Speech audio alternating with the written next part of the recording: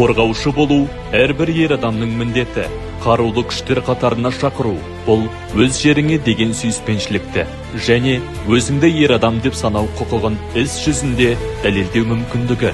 Армияға бару әр еркектің борышы деп ойлаймын. Тек қана оқу емес, тек қана билетті алып қайту ғана емес, ажаны ол дейтін көп жерге көмектеседі деп ойлаймын. Әскер ер адамға жеке басын шынықтыруға көмектесетін, киім стилімен емес, керемет айфонмен емес, ақылмен, таланттарымен, алға қойған міндеттерді орындай білумен, стратегиялық ойлай білумен, тактиканы әзірлеумен, командалық етумен, жеңіске жетумен ерекшеленуге мүмкіндік беретін үлкен тәрбие мектебі.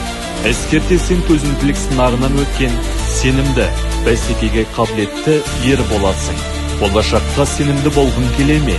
Отанды қорғауға 1 жыл арнау.